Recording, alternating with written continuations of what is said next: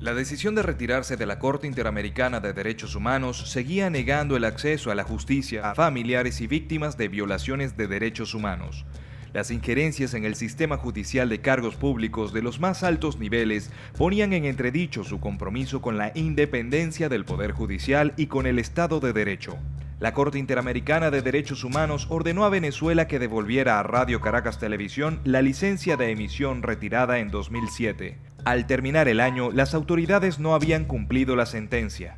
Los propietarios de medios que se mostraban críticos con las autoridades se enfrentaban a cargos de difamación y sufrían agresiones e intimidación. Los defensores y defensoras de derechos humanos fueron objeto de ataques, intimidación y hostigamiento luego de que altos funcionarios del gobierno publicaron en televisión sus nombres y apellidos. Se dictó la resolución 8610, que permitía desplegar las Fuerzas Armadas en operaciones de mantenimiento del orden público, posibilitando el uso de armas de fuego durante las actuaciones policiales en protestas públicas. La resolución no transmitía el mensaje claro de que no se toleraría el uso excesivo de la fuerza en dichas operaciones. Protestas 2014. Leopoldo López, preso de conciencia. Condenado a 13 años y 9 meses de prisión sin pruebas fehacientes que respaldaran las acusaciones en su contra. El presidente pidió su encarcelamiento, violando su derecho a un juicio con las debidas garantías. Rosmith Mantilla, preso de conciencia, activista por los derechos LGBTI y miembro de Voluntad Popular. Continúa detenido en espera de juicio a pesar de la falta de pruebas en su contra. Emilio Baduel Caffarelli y Alexander Tirado Lara, condenados a 8 años de prisión. El fiscal no presentó pruebas para fundamentar los cargos y se desestimaron aquellas pruebas periciales que demostraban su inocencia. Cerca de 2.000 colombianos fueron deportados sin poder impugnar su expulsión ni recoger sus pertenencias, incluyendo personas refugiadas y solicitantes de asilo. Decenas de personas fueron desalojadas forzosamente o sus casas demolidas, y algunas de las personas detenidas sufrieron malos tratos. En algunos casos, se separó a niños y niñas de sus progenitores. El Observatorio Venezolano de Violencia informó que el país tenía la tasa de homicidios más alta de la región.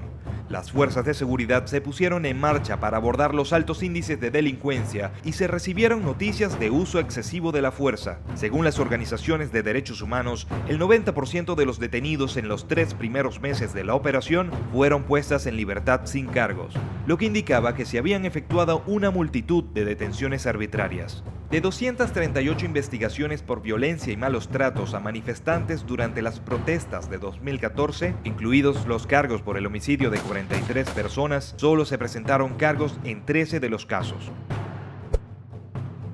Los centros penitenciarios albergan a un número de reclusos 3 veces mayor al de la capacidad para los que estaban diseñados. Los motines y las protestas para pedir mejores condiciones de reclusión seguían siendo habituales. Seguía preocupando la elevada cifra de armas que circulaban en los centros de detención. De las más de 70.000 denuncias de violencia de género recibidas en 2014, menos del 1% llegaron a juicio, según estadísticas del Ministerio Público. Según organizaciones de defensa de los derechos de las mujeres, el 96% de los casos que llegaron a tribunales no acabaron en condena. Constantes casos de violencia contra lesbianas, gays, bisexuales, transgénero e intersexuales. Los responsables rara vez comparecían ante la justicia porque las denuncias no se investigaban ni enjuiciaban. La legislación no contaba con disposiciones que penalizaran crímenes de odio. El acceso a los métodos anticonceptivos era limitado, y por lo general, estos solo podían ser adquiridos por personas con suficientes recursos económicos. El aborto estaba penalizado en todos los casos, salvo cuando la vida de la mujer o la niña estuvieran en peligro. La cifra de mortalidad materna era de 110 muertes por cada 100.000 nacidos vivos, según informe de la OMS, superior a 63 muertes, que era la media regional. No había disposiciones legales que garantizaran y regularan la consulta a los pueblos indígenas sobre cuestiones que afectan su vida. Las autoridades no respetaban el derecho al consentimiento libre, previo e informado en la concesión de licencias para la extracción de recursos naturales en los territorios indígenas.